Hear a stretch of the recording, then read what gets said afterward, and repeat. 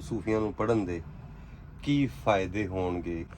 ਉਹਦੇ ਵਿੱਚ ਹੈ ਕਿ ਅਗਰ ਇਹ ਲੋਕਾਂ ਨੂੰ ਸੂਫੀ ਜਿਹੜੇ ਫਕੀਰ ਦਰਵੇਸ਼ ਨੇ ਉਹਨਾਂ ਦੇ ਕਲਾਮ ਨੂੰ ਪੜ੍ਹਨਾ ਚਾਹੀਦਾ ਹੈ, ਤੇ ਜੇ ਉਹ ਪੜ੍ਹਨਗੇ ਤੇ ਉਹਨਾਂ ਦੇ ਅੰਦਰ ਕੀ ਤਬਦੀਲੀ ਆਏਗੀ, ਉਹ ਕਿਹੋ ਜਿਹੇ ਹੋਣਗੇ, ਇਹਦੇ ਉੱਤੇ ਥੋੜੀ ਜਿਹੀ। ਸਭ ਤੋਂ ਪਹਿਲੇ ਤਾਂ ਮੈਂ ਆਪਣੇ ਤੇ ਹੀ ਆ ਜਾਣਾ। ਮੈਨੂੰ ਲੱਗਦਾ ਹੈ ਕਿ ਇੱਕ 2012 ਦੀ ਨਾਇਲਾ ਔਰ 2023 ਦੀ ਨਾਇਲਾ ਆਪੋਜ਼ਿਟ। ਅੱਛਾ, ਜ਼ਮੀਨ ਅਸਮਾਨ ਦਾ ਫਰਕ ਹੈ ਮੇਰੀ ਸੋਚ ਵਿੱਚ। ਕੀ ਸੀ ਪਹਿਲੇ ਤੇ ਹੁਣ? ਸਭ ਤੋਂ ਪਹਿਲੀ ਡਿਬੇਟ ਮੇਰੀ ਸ਼ਿਫਾ ਦਾੜੀ ਬੇਗਮ ਦੇ ਨਾਲ ਸਟਾਰਟ ਹੋਈ। ਉਹਦਾ ਬਿਲੀਵ ਸੀ ਕਿ ਸੂਫੀਜ਼ ਜਿਹਨੇ ਬੜੇ ਡੋਮੀਨੈਂਟ ਨੇ, ਬੜੇ ਪ੍ਰੋਮੀਨੈਂਟ ਨੇ, ਉਹਨਾਂ ਦਾ ਬੜਾ ਰੋਲ ਹੁੰਦਾ ਹੈ। ਐਂਡ ਆਈ ਵਾਸ ਲਾਈਕ ਬੜਾ ਫਜ਼ੂਲ ਜਿਹਾ ਮੇਰਾ ਬੈਕਗਰਾਉਂਡ ਸੀ, ਜਿਹਦੇ ਵਿੱਚ ਸਾਡੇ ਵੱਡੇ ਕਹਿੰਦੇ ਸਨ ਕਿ ਸੂਫੀ ਨਹੀਂ ਇਹ ਮੰਨਤਾਂ ਮੁਰਾਦਾਂ ਔਰ ਮਜ਼ਾਰਾਂ ਤੇ ਜਾਣਾ, ਯੂ نو, ਤਾਂ ਵਹਾਬੀ ਟਾਈਪ ਦਾ ਸੈਟਅਪ। ਉਹਨਾਂ ਨੇ ਮਜ਼ਹਬ ਨੂੰ ਸੂਫੀਜ਼ਮ ਨਾਲ ਜੋੜਿਆ। ਉਹਨਾਂ ਦਾ ਖਿਆਲ ਸੀ ਕਿ ਉਹੋ ਹੀ ਸਾਡਾ ਹੁੰਦਾ ਹੈ। ਹਾਂ, ਐਨੀ ਹਾਊ ਮੈਂ ਉਹਦੀ ਇਸ ਗੱਲ ਨੂੰ ਫੜਿਆ। ਪਹਿਲੇ ਮੈਂ ਐਮਫਿਲ ਕੀਤਾ ਜਿਹਦੇ ਵਿੱਚ ਮੇਰਾ title C social and cultural history of Punjab, ਠੀਕ ਹੈ, ਔਰ ਸੂਫੀਜ਼ਮ ਮੈਂ ਉਹਦੇ ਵਿੱਚ ਦੇਖ ਰਹੀ ਸਾਂ।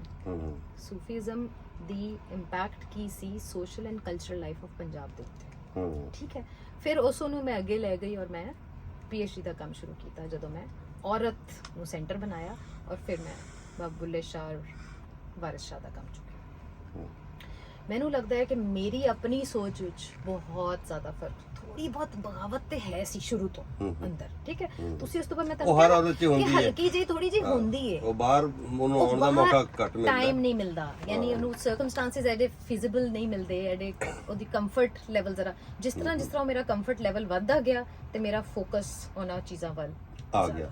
ਫਿਰ ਪੜ੍ਹਨ ਤੋਂ ਬਾਅਦ ਕੀ ਬਣਿਆ? ਪੜ੍ਹਨ ਤੋਂ ਬਾਅਦ ਮੈਨੂੰ ਲੱਗਦਾ ਹੈ ਕਿ I am totally change now. Ki change? ਮੈਨੂੰ ਇਹ ਸਭ ਤੋਂ ਵੱਡਾ ਲੱਗਦਾ ਹੈ ਕਿ ਮੇਰੇ ਅੰਦਰ ਲੋਕਾਂ ਦੀ ਡਿਫਰੈਂਟ ਕਮਿਊਨਿਟੀਜ਼, ਜਿਹਨੂੰ ਤੁਸੀਂ ਡਾਈਵਰਸਿਟੀ ਵੀ ਕਹਿ ਰਹੇ ਹੋ।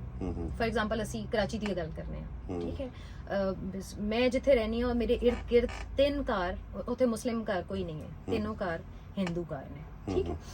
ਔਰ ਮੈਨੂੰ ਲੱਗਦਾ ਕਿ ਮੈਂ ਬਹੁਤ ਖੁੱਲੇ ਦਿਲ ਨਾਲ ਮੈਂ ਉਹਨਾਂ ਨੂੰ ਮਿਲਣੀ ਆ, ਔਰ ਮੇਰੇ 'ਚ ਬਹੁਤ ਜ਼ਿਆਦਾ ਐਕਸੈਪਟੈਂਸ ਆ ਗਈ ਹੈ ਦੂਸਰੇ ਰਿਲੀਜਨਸ ਨੂੰ ਟੋਲਰੇਟ ਕਰਨ ਦੀ, ਮੰਨਣ ਦੀ। ਮੈਂ ਬਹੁਤ ਜ਼ਿਆਦਾ ਉਹਨਾਂ ਨੂੰ ਮੰਨਣਾ ਸ਼ੁਰੂ ਕਰ ਦਿੱਤਾ, ਔਰ ਮੈਂ ਵਿੱਚ ਜਿਹੜਾ ਰਾਮ ਰਹੀਮ ਵਾਲੇ ਡਿਫਰੈਂਸਸ ਨੇ ਉਹ ਉਹ ਖਤਮ ਹੋ ਗਏ। ਬਹੁਤ ਅੱਛਾ। ਲਓ ਜੀ, ਇਹ ਪ੍ਰੋਗਰਾਮ ਹੁਣ ਕਿਉਂਕਿ ਇਸ਼ਾਰੇ ਹੋ ਗਏ ਨੇ ਮੁਕਾਵਣ ਦੇ, ਤੇ ਇਹ ਗੱਲ ਮੈਨੂੰ ਬੜੀ ਖੂਬਸੂਰਤ ਹੈ, ਇਹ ਗੱਲ ਖੂਬਸੂਰਤ ਹੈ। ਆਖਰ ਤੇ ਜਿੱਥੇ ਅਸੀਂ ਅੱਜ ਦੀ ਗੱਲ ਨੂੰ ਮੁਕਾਉਂਦੇ ਆ, ਉਹ ਇਹ ਹੀ ਹੈ ਕਿ ਸਾਡੇ ਨਾ ਘਰਦਿਆਂ ਨੇ ਪਿੰਡ ਦੇ ਵਿੱਚ ਜਾਂ ਅਸੀਂ ਕੋਈ ਬੰਦਾ ਅਸੀਂ ਖਰਾਬੀ ਕਰਦੇ ਆ, ਉਹ ਗਲਤ ਗੱਲ ਕਰਦੇ ਆ, ਤੇ ਕਦੇ ਸਾਡੇ ਮਾਪਿਓ ਨੇ ਇਹ ਨਹੀਂ ਕਿਹਾ ਓਏ ਮੁਸਲਮਾਨ ਬਣ ਜਾਂ ਹਿੰਦੂ ਬਣ ਜਾਂ ਸਿੱਖ ਬਣ, ਉਹ ਕਹਿੰਦੇ ਨੇ ਬੰਦਾ ਬਣ, ਇਨਸਾਨ। ਸੋ ਬੰਦਾ ਬਣਾਉਣ ਦੀ ਹੈ ਸੂਫੀ ਫਿਕਰ, ਜਿਹੜੀ ਸੱਚ ਨਾਲ ਜੋੜਦੀ ਹੈ, ਰੱਬ ਨਾਲ ਜੋੜਦੀ ਹੈ, ਆਪਣੇ ਆਪ ਨਾਲ ਜੋੜਦੀ ਹੈ, ਪੂਰੀ ਕੁਦਰਤ ਨਾਲ ਜੋੜਦੀ ਹੈ, ਸਭ ਦੀ ਖੈਰ, ਸਭ ਦਾ ਭਲਾ, ਸਭ ਦੇ ਨਾਲ ਮੁਹੱਬਤ, ਵੰਡ ਕੇ ਰਲ ਕੇ ਰਹਿਣਾ, ਵਸਣਾ, ਕਰਨਾ, ਤੇ ਰਲ ਕੇ ਖਾਣਾ, ਤੇ ਆਪਣੇ ਹੋਣ ਦਾ ਜਸ਼ਨ ਮਨਾਉਣਾ, ਹੱਸਣਾ, ਖੇਡਣਾ। ਸੋ ਇਹ ਆਪਣੀ ਜ਼ਾਤੀ ਰੂਹ ਦੀ, ਜ਼ਿਹਨ ਦੀ, ਵਸੇਬ ਦੀ, ਸਮਾਜ ਦੀ ਜਿਹੜੀ ਸਾਂਝੀ ਤਰੱਕੀ ਹੈ, ਉਹ ਫਿਕਰ ਜਿਹੜੀ ਉਹ ਸੂਫੀਆਂ ਫਕੀਰਾਂ ਦਰਵੇਸ਼ਾਂ ਦੀ ਫਿਕਰ ਹੈ। ਉਹ ਫਿਕਰ ਉਹ ਸੂਫੀ ਜਿਨ੍ਹਾਂ ਨੇ ਲਿਖਿਆ ਹੈ, ਸ਼ਾਇਰੀ ਕੀਤੀ ਹੈ, ਉਹ ਜਿਹੜਾ ਫਲਸਫਾ, ਜਿਹੜਾ ਵਜੂਦ ਦਾ ਫਲਸਫਾ ਹੈ, ਅੰਦਰ ਦਾ ਬਾਹਰ ਦੇ ਜੋੜਨ ਦਾ ਫਲਸਫਾ ਹੈ, ਉਹਦੇ ਉੱਤੇ ਪਹਿਰਾ ਦੇਣ ਤੁਹਾਨੂੰ ਉਹ ਤੁਹਾਡੇ ਅੰਦਰ ਇੱਕ ਜਾਗ ਲਾਉਂਦੇ ਨੇ। ਇਸ ਲਈ ਇਹ ਧਰਤੀ ਵੀ ਸਾਧੂਆਂ, ਫਕੀਰਾਂ, ਰਿਸ਼ੀਆਂ, ਮੁਨੀਆਂ, ਦਰਵੇਸ਼ਾਂ, ਭਗਤਾਂ ਦੀ, ਬਾਬਿਆਂ ਦੀ, ਅੱਲਾ ਲੋਕਾਂ ਦੀ ਹੈ, ਤੇ ਸਾਡੇ ਅੰਦਰ ਜੇ ਰੱਬ ਵੀ ਜਾਗਦਾ ਤੇ ਫਕੀਰ ਜਗਾਉਂਦੇ ਨੇ। ਸੋ ਇਹ ਤੁਸੀਂ ਵੀ ਜਗਾਓ ਜੀ, ਤੇ ਹੁਣ ਸਾਨੂੰ ਦੇ ਦਿਓ ਇਜਾਜ਼ਤਾਂ।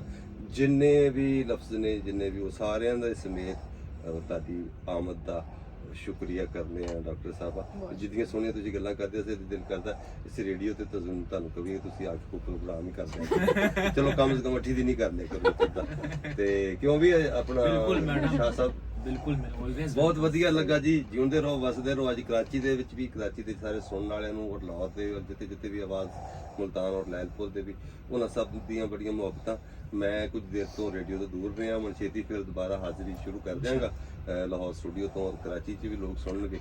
ਤੇ ਆਪਣਾ ਇਕਬਾਲ ਸ਼ਾਹ ਹੁਣ ਪ੍ਰੋਗਰਾਮ ਨੂੰ ਮੁਕਾ ਤੇ ਹੋਰ ਸੁਣਾ ਹੈ ਮੈਂ ਵਧਾਈ ਰੱਖਾਂ ਕਹਿੰਦਾ ਉਹ ਵਜਾ ਦੇ ਉਹ ਖਾਨ ਸਾਹਿਬ ਕੋ ਵਜਾ ਰਿਹਾ ਸੀ ਇਨਸਟਰੂਮੈਂਟ 8 ਵਜੇ ਖਬਰਾਂ ਹੋਣੀਆਂ ਸਨ ਜਿਵੇਂ ਇੱਥੇ ਹੁਣ 2 ਵਜੇ ਹੋਣੀਆਂ ਨਾ ਤੇ ਉਹ ਇਨਸਟਰੂਮੈਂਟ ਵਜਾ ਰਿਹਾ ਸੀ ਤੇ ਕਿਹੜਾ ਰਾਗ ਹੈ ਤੇ ਕੀ ਵਜਾ ਰਿਹਾ ਸੀ ਤੇ ਨਾਲ ਦੇ ਮਿਊਜ਼ੀਸ਼ੀਅਨਾਂ ਨੂੰ ਸਮਝ ਨਹੀਂ ਸੀ ਆ ਰਹੀ ਕਿ ਕੀ ਵਜਾ ਰਿਹਾ ਤੇ ਉਹ ਇੱਕ ਵੱਡੇ ਖਾਨ ਸਾਹਿਬ ਬੈਠੇ ਸੀ ਇੱਕ ਬੰਦੇ ਨੇ ਪੁੱਛਿਆ ਖਾਨ ਸਾਹਿਬ ਕੀ ਵਜਾ ਰਿਹਾ ਕਹਿੰਦਾ ਇਹ 8 ਵਜਾ ਰਿਹਾ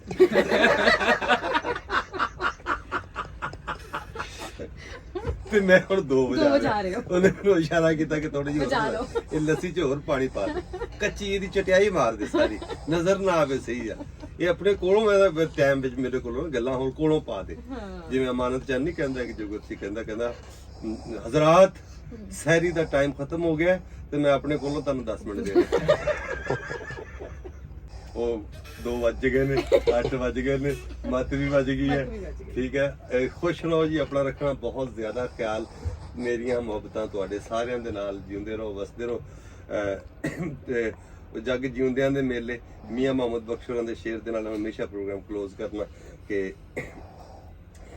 ਅੱਛਾ ਆਬਦ ਜ਼ਿਆ ਆਏ ਹੋਏ ਨੇ ਆਬਦ ਜ਼ਿਆ ਵੇਖ ਪੰਜਾਬ ਟੀਵੀ ਆਬਦ ਜ਼ਿਆ ਤੇ ਸਾਕਬ ਪੰਜਾਬੀ ਵੀ ਇਸ ਵੇਲੇ ਕਰਾਚੀ ਦੇ ਮਸਤਫਾ 103 ਦੇ ਸਟੂਡੀਓਜ਼ 'ਚ ਸਾਡੇ ਨਾਲ ਨੇ ਤੇ ਇਹਨਾਂ ਦਾ ਸਵਾਗਤ ਵੀ ਹੈ ਤੇ ਇਹਨਾਂ ਨਾਲ ਮੇਰੀ ਮੁਹੱਬਤ ਵੀ ਹੈ ਤੇ ਇਹਨਾਂ ਦੇ ਨਾਲ ਹੁਣ ਅਸੀਂ ਕਰਾਚੀ ਦੇ ਕੁਝ ਰੰਗਾਂ ਨੂੰ ਵੇਖਣਾ ਵੀ ਹੈ ਤੇ ਇਹਨਾਂ ਦਾ ਆਉਣ ਦਾ ਵੀ ਸ਼ੁਕਰੀਆ ਤੇ ਮੇਰੇ ਨਾਲ ਮੈਂ ਇਕੱਲਾ ਇੱਥੇ ਦਾ ਵਕਤ ਬਿਤਾਉਣ ਦਾ ਤੇ ਇਹ ਦੇਖੋ ਤੇ ਕਿੱਥੇ ਕਿੱਥੇ ਰੰਗਾਂ ਨੂੰ ਰੰਗ ਮਿਲਦੇ ਨੇ ਸੰਗਾਂ ਨੂੰ ਸੰਗ ਮਿਲਦੇ ਨੇ ਤੁਸੀਂ ਮਿਲੇ ਹੋ ਆਏ ਹੋ ਤੁਹਾਡਾ ਦਿਲੋਂ ਸਵਾਗਤ ਹੈ ਔਰ ਇਨਸ਼ਾਅੱਲਾ ਇਹ ਮੁਹੱਬਤਾਂ ਜਿਹੜੀਆਂ ਇੰਝ ਹੀ ਸਲਾਮਤ ਰਹਿਣਗੀਆਂ ਜਾਰੀ ਸਾਰੀ ਰਹਿਣਗੀਆਂ ਡਾਕਟਰ ਨਾਇਲਾ ਪਰਵੇਜ਼ ਜੀ ਆਪ ਦਾ ਵੀ ਸ਼ੁਕਰੀਆ ਤੇ ਸ਼ਾਹ ਜੀ ਆਪ ਦਾ ਵੀ ਸ਼ੁਕਰੀਆ ਸੁਣਨ ਵਾਲਿਓ ਤੁਹਾਡਾ ਵੀ ਸ਼ੁਕਰੀਆ ਤੇ ਮੇਰਾ ਵੀ ਥੈਂਕ ਯੂ ਅੱਲਾ ਬੇਲੀ